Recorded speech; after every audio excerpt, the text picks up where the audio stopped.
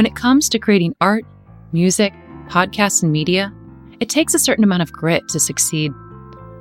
My name is Jenny Wren Stotrup, and you're listening to Gritty Birds, a podcast all about discovering how we create art and why it's so important.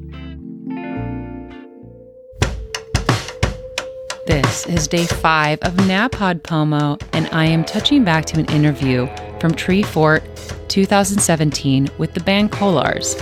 Kolars is in Portland this week, and in this interview, you're going to notice where they talk about the fact that they have not stopped touring, and the fact is they have absolutely not stopped their amazing role.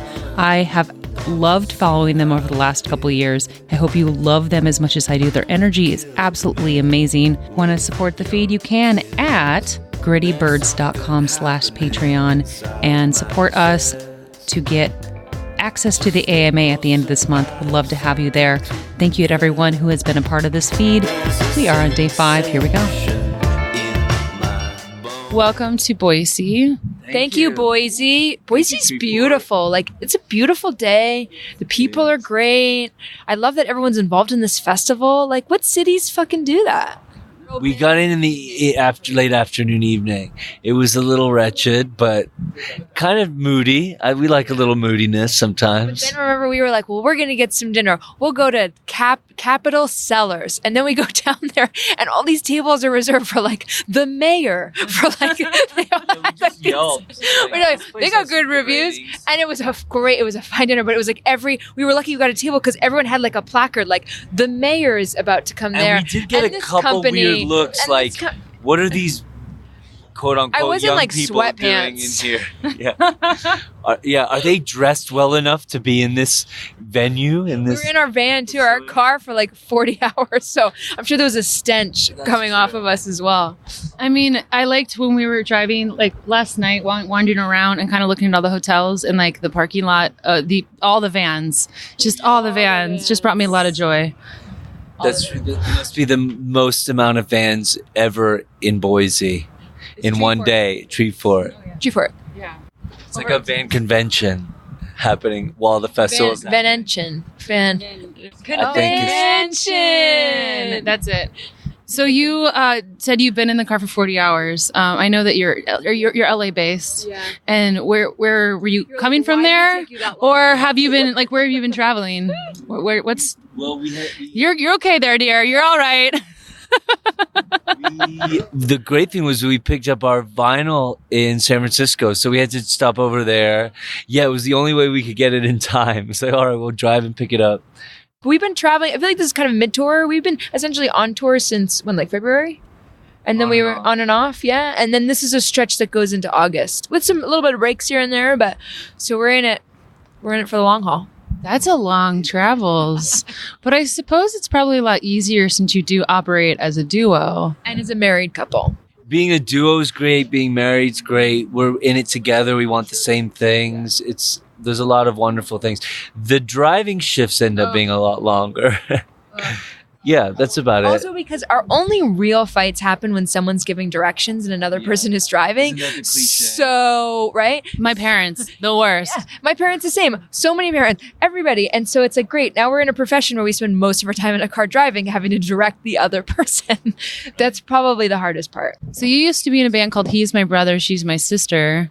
Your band is really neat. Well, yeah, so we had a 5-piece. He's my brother, she's my sister. We are not siblings as well, just to clarify, because some people do wonder, and we get that question, especially because of our previous band. That was a 5-piece, and people didn't want to tour as much. My sister wanted to have a family. She was in the band, and we were just like, well, we want to keep doing this.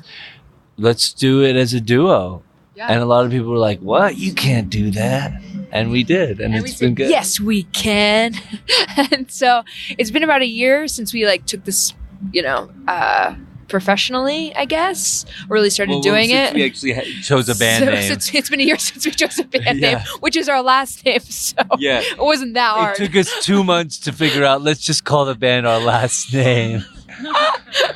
So many band meetings come up with that one. And actually, Lauren was really like, it took, she was reservation. It's probably like offensive since it's your last name. Yeah, I was like, hey, what the? Because she didn't take my name in marriage. So it's like, well, can we like use the last name for something? I was like, fine. But now I like it. Yeah. So yeah, Souvenir, and it seems to be taking off well. I mean, more shows keep coming in, more people keep coming out, and it seems like that's a good sign. It's a good sign. It's fun to get up on stage. It's fun we're at the helm of it too. You know, we manage the band. We essentially are the record label. So it's nice to also feel like the hard work is paying off in a lot of ways. When that success, like we're starting to be played on radio, and when we found that out, it felt so good knowing that so much of that was just our like labor and sweat and toils and craps and all of it. So it's sweeter that way. My question is, do you have a permanent like place in LA now that you live and pay rent for? We used to. I mean, we do. Someone else is living there currently and taking care of our cats and scooping their litter. No, we're traveling more and more.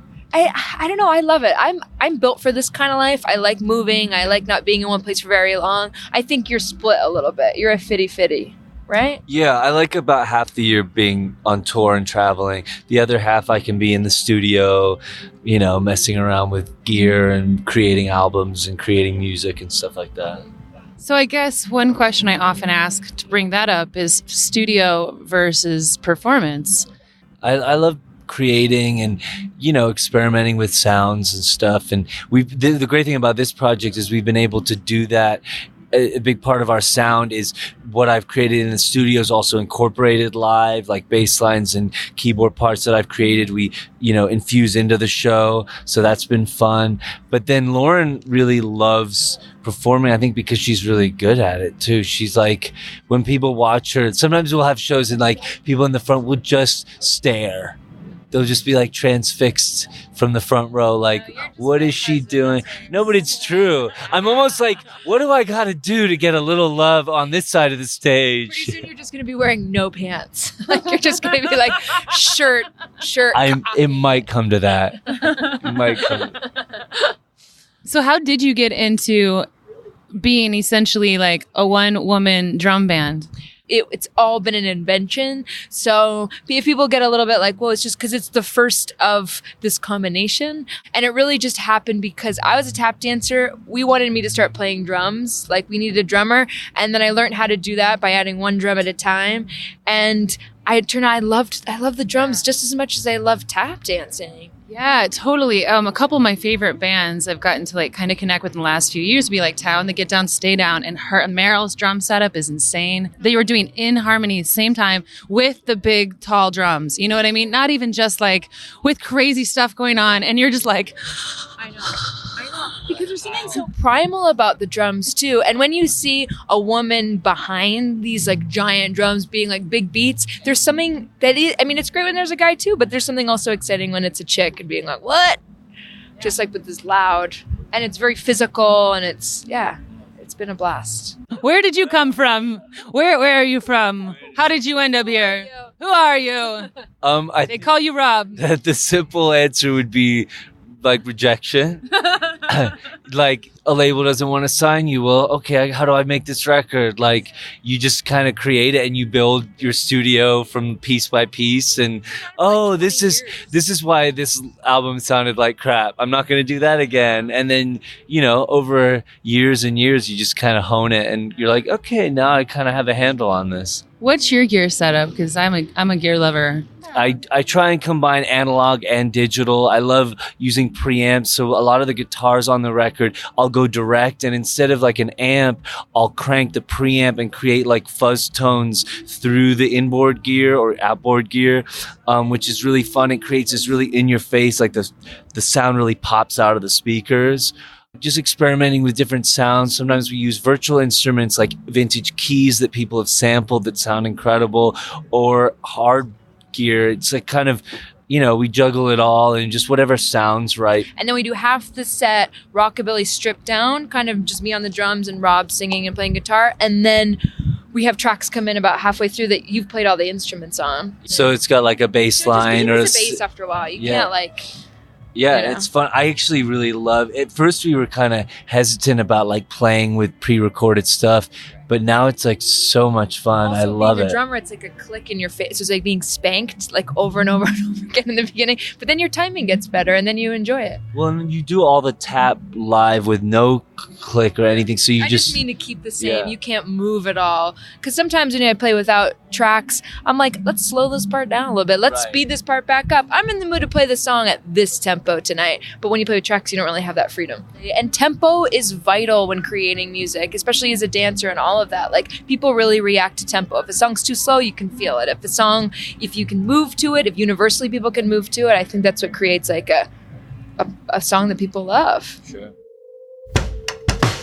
You can absolutely support Kolars, that's Kolars, and they have continuously put out amazing records. You can pretty much catch them pretty regularly on tour.